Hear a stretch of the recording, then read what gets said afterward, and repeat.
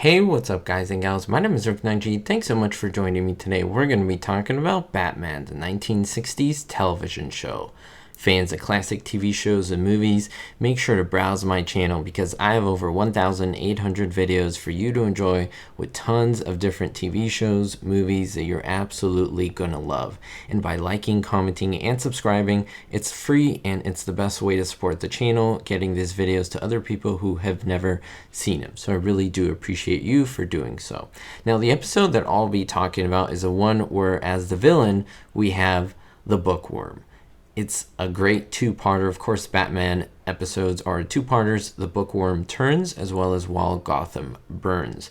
And this came out in 1966. Now, for this one, the Bookworm, who was played by Roddy McDowall, he was the villain of villains, where he fakes the death of Commissioner Gordon, and the dynamic duo must track down this criminal to find out what he's up to and, of course, save the day. Now, there's a lot to talk about in terms of this episode. There's a lot of misinformation too. One of them being that in this episode we have Joan Crawford. Now that is a complete mistake. In fact, she was never in any episode of this Batman series because an old book misspelled the name of the actor John Crawford's name. Instead, they put Joan Crawford, and unfortunately there was the myth that got started. Of course, John Crawford plays as a printer's devil, and in fact the last episode I made on the Hulk, he also stars John Crawford as one of the villains in that episode as well. One of the really humorous scenes in this episode, if you look closely, you'll see that the Bookworm is holding a book,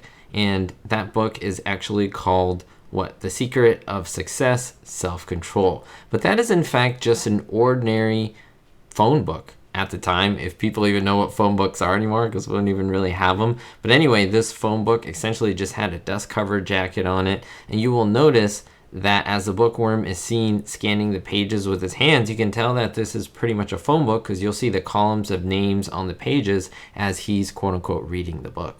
Now, there is a reason why I mentioned the actor John Crawford as the printer's devil. If you notice, in the final bat fight in the alley of behind the library, you'll notice there's no printer's devil. That is no John Crawford. Now, there's a reason for that, and it's super important. It was due to a last-minute change in the script. Now, as the show was written once before, or in the beginning, the Bookworm and his gang were to meet up with Batman and Robin in the alley behind the library. Now, the character, the printer's devil, was supposed to be just outside the alley with the bookmobile, and he had a rifle in his hands. Now, prior to this fight, he was supposed to have gunned down the villain, the Bookworm, and the rest of the remaining gang members. Now, believing that all of these villains had been murdered by an unknown assailant, Batman and Robin turn their backs and head out of the alley in search of the sniper. It is then that the Bookworm and his gang rises from the dead and attacks the duo. And if you remember the opening scene on the bridge, the printer's devil was firing blank cartridges.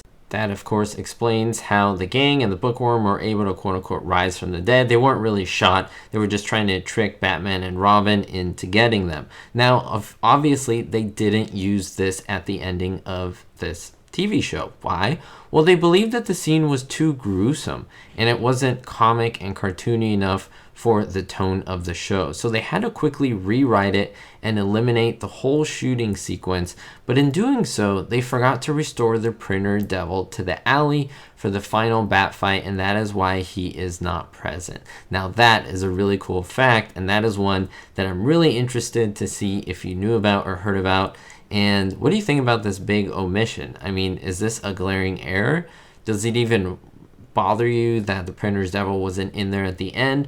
Or do you feel like it kind of works, no one really cared, and the episode was enjoyable at all? I think that Roddy was pretty entertaining as the villain here.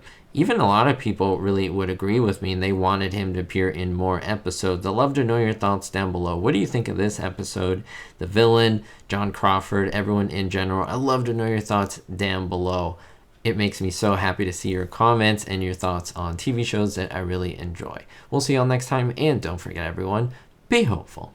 Thank you to all my supporters, especially my Diamond tier patrons, Russ C, Sally N, Vito L, Citizen Kane 359, David D, Jerry D, Jennifer P, and Kevin K. If you want to join this list and be a patron supporter, it does help out so much, and I thank you ahead of time.